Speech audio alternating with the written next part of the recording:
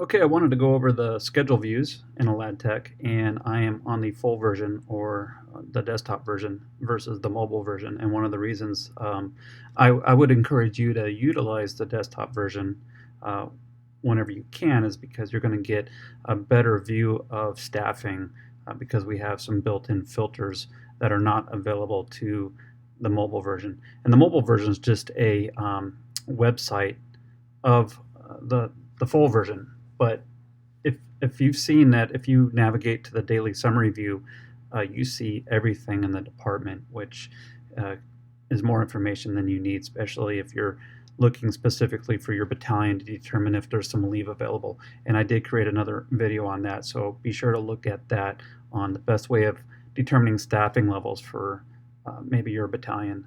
So if you navigate to schedules, you can either click schedules or schedule views, and you're going to get a default view of a weekly shifts view.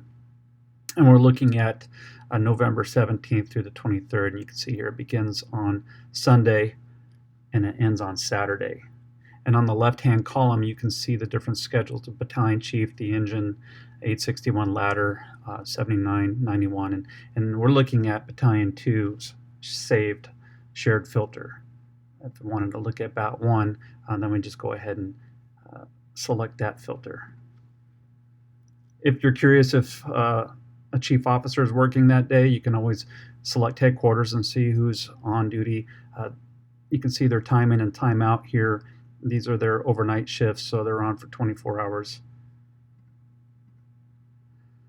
So again, your different schedules, apparatus, and then your filters.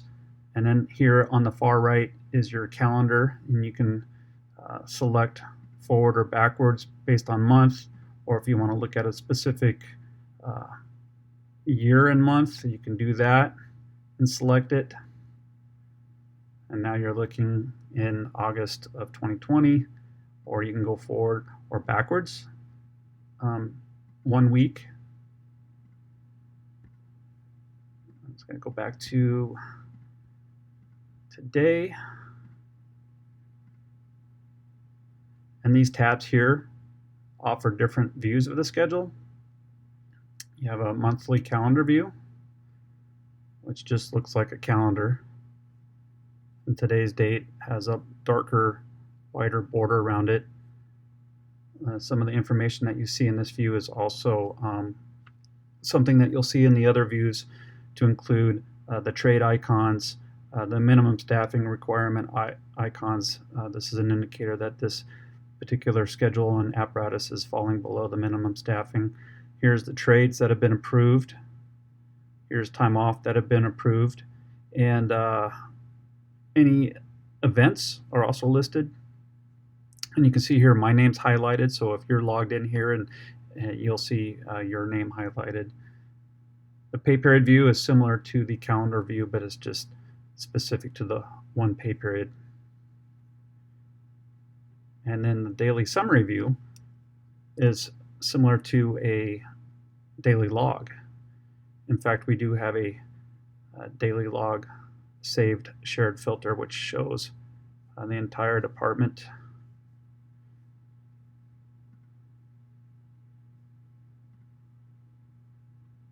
This is handy if you want to track different time types.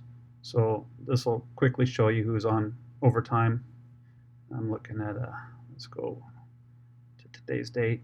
I don't have anybody on overtime today, but I do have someone on a trade. You can see here that Hayden was originally scheduled to work, but we got Richter working for him, which is also indicated down here. You can see the notes icon. If you hover over those, over the note icons, you can see that Ulyss has a physical. Fraga had a CDC test today. So the weekly shifts view, again, is the default view. If you hover over any one of these dates, you get the option to edit the schedule, which is only available to supervisors. You can add a note or an event, and you can see how we have some of the notes already added. And we've kind of discussed that maybe notes might be beneficial if you're just trying to track one individual or one company, whereas events might be beneficial if you have multiple apparatus or stations involved, like training or award presentations, retirements, promotions, things like that. So if you just wanted to add a note, you can just go ahead there and say, Robertson Physical. If I could type out this thing at 0900, you can save that. And then now it's there. Now the reason it's not popping up in the hover is because I just added, I'd have to refresh this to see the pop-up. So there it is. And you can see here that it shows a history that I added the note, I deleted, I edited, and then I added. And anybody that goes in there and adds more content to the note will indicate who did it and when. And then if you want to delete it, you can do that and get a prompt to make sure that that's what you want to do. And the events is the same thing. But again, events might be beneficial for multiple companies.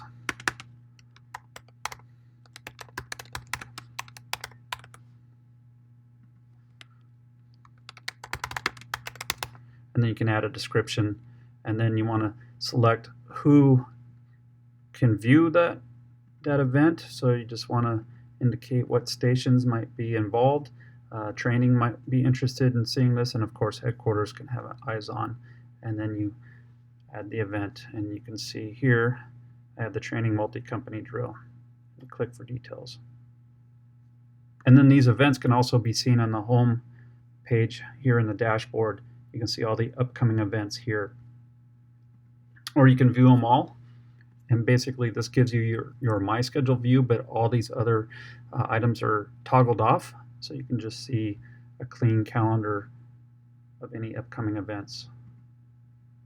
Now if I was to select My Schedule, it's going to repopulate with my information, my shifts I'm working and my leave and shifts that I've volunteered for overtime. And if I want to get rid of the events, I can just toggle those off. So I'm going to get rid of this because this is not something we have planned today. Get the prompt. That's pretty much it. For supervisors or schedulers, I would just also encourage you to block out any positions that exceed your minimum staffing if they're open. So for example, if you have 4 people on duty and this is just sitting open, then just go ahead and block it out. It cleans it up and it doesn't confuse employees to think that there might be a vacancy that they could volunteer for. Okay, so if you have any questions, contact the system administrator for your battalion, or you can contact me by selecting my name up in the upper right hand corner.